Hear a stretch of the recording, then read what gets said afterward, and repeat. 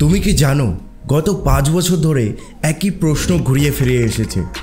আর কিছু কিছু এমন প্রশ্ন রয়েছে যেগুলি যদি তুমি পড়ে না যাও তাহলে পরীক্ষার হলে আফসোস তো করতেই হবে। কিন্তু চিন্তার কোনো বিষয় নেই গাইস, কারণ এই ভিডিওতে আমি নিয়ে এসেছি সেই সাজেশন এবং কমন প্রশ্নগুলি যেগুলি তোমাদেরকে ভূগোল পরীক্ষায় অনেক সাহায্য করবে। হ্যাঁ, আমরা কথা বলছি ক্লাস 11-এর সেকেন্ড সেমিস্টারের ভূগোল বই নিয়ে। আর এই ভিডিওটির দেখলেই তোমরা ভূগোল পরীক্ষাতে খুব ভালো নাম্বার তুলতে পারবে। গাইস, এই পুরো ভিডিওটি দেখার জন্য তোমাকে অনুরোধ রইল, কারণ এই ভিডিওর মাধ্যমে আমি বলে দিয়েছি কোন কোশ্চেনগুলি বেশি আসার সম্ভাবনা রয়েছে। পুরো না দেখলে সেই কোশ্চেনগুলো মিস চলে যেতে পারে। গাইস, এই ভিডিওটি তোমাদের কেন দেখা উচিত? কারণ এই ভিডিওটি 50টিরও বেশি ইউটিউবের ভিডিওস এবং অনেক ওয়েবসাইট আর টিচার্সদের মতামত নিয়ে এই সাজেশনগুলি বের করা হয়েছে, যেগুলি তোমার কমন পেতে 100% সাহায্য করবে। চলো গাইস, এই ভিডিওর মাধ্যমে আমরা তুলে নিই ভূগোলে 40-এ 40। কিন্তু তুমি যেমনই স্টুডেন্ট হও না কেন, সবার আগে কোশ্চেন প্যাটার্নটি বোঝার অত্যন্ত দরকার। তাই আমরা চলে যাই কোশ্চেন প্যাটার্নে।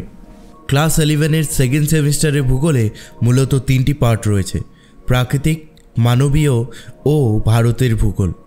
প্রাকৃতিকে দেখা যায় সমস্থিতি, ভূমিরূপ, আবহাওয়া ও বায়ুমণ্ডল।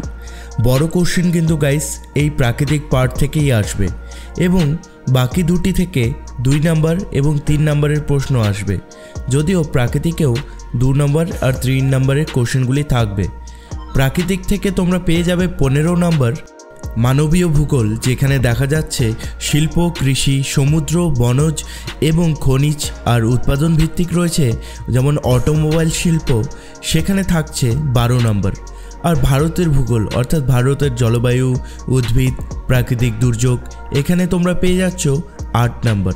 তবে টোটাল করে দেখলে হচ্ছে এটি টোটালে 35 নাম্বার। তবে গাইস, তোমাদের এবার ভূগোল 35 মার্কসে হতে চলেছে। এবার সাজেশনে চলে আসি। প্রথম চ্যাপ্টার সমস্থিতি ধারণা থেকে এই কোশ্চেন্সগুলি মোস্ট ইম্পর্ট্যান্ট, যেগুলি থেকে সিমাটোজেনি এবং রুট থিওরি। আর বড় কোশ্চেনের দিক থেকে প্রাটের মতবাদ এবং জর্জ এইরির মতবাদ, এটি অবশ্যই পড়ে যাবে। সেকেন্ড পেজে মৃত্তিকা সংরক্ষণের গুরুত্ব আর চুক্তি গঠনের ফলে ভূপৃষ্ঠে যে ভূমিরূপগুলি গড়ে ওঠে, মোস্ট ইম্পর্ট্যান্ট কোশ্চেন। শিলাস্তরে ভাঁজ কীভাবে সৃষ্টি হয়, খুব ভালোভাবে পড়ে নিও। নেক্সট পেজে যদি চলে আসি, এখান থেকে নগ্নিভবন, পর্যায়ন এবং যান্ত্রিক ও রাসায়নিক আবহাওয়া বিকার, এই কোশ্চেনগুলি ভালো মতো পড়বে। গাইজ, আমি প্রথমেই বলে দিই, প্রেজেন্টেশনে যতগুলি কোশ্চেন দেখতে পাচ্ছ সবগুলিই হলো সাজেশন, কিন্তু তার মধ্যেও মোস্ট ইম্পর্টেন্টগুলি আমি পিক আউট করে দিচ্ছি। তাই বলে তোমরা শুধু এটিই পড়বে না, সব কোশ্চেনগুলি অ্যান্সার তোমরা করে রেখো। আর আমি দাবি করেও বলছি, তোমরা যদি এই কোশ্চেনগুলো পড়ে যাও তাহলে অবশ্যই তোমার ভূগোলে ভালো নাম্বার উঠবে, এমনকি 100% কমনও পেতে পারো। চলো গাইজ, কন্টিনিউ করি। দ্বিতীয় অধ্যায়ের এই পেজে মৃত্তিকার যতগুলি কোশ্চেন রয়েছে তোমরা সবাই অবশ্যই পড়ে যাবে। মৃত্তিকা থেকে তোমরা একটি বড় কোশ্চেন 100% কমন পাবে, এটি আমার কথা রইল।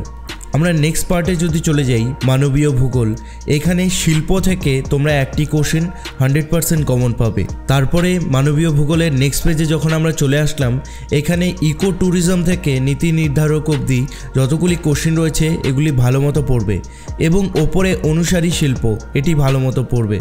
এবং লাস্টে যখন আমরা চলে আসলাম ভারতের ভূগোল, ভারতের ভূগোলে সবথেকে ইম্পর্ট্যান্ট হচ্ছে অরণ্য সংরক্ষণ এবং মৌসুমি বায়ুর উপরে এল নিনোর প্রভাব, আর তার সাথে জলবায়ু পরিবর্তনের ফলে বিশ্ব উষ্ণায়নের 3টি প্রভাব, এটিও পড়ে যেও।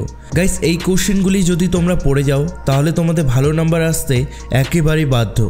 আর এই অমূল্য সাজেশনের ফ্রি পিডিএফ লিঙ্কটি আমি দিয়ে দিয়েছি ডেসক্রিপশনে। সেই লিঙ্কে ক্লিক করে টেলিগ্রামে জয়েন হয়ে নাও এবং ডাউনলোড করে নাও এই সাজেশনটি। See you soon guys.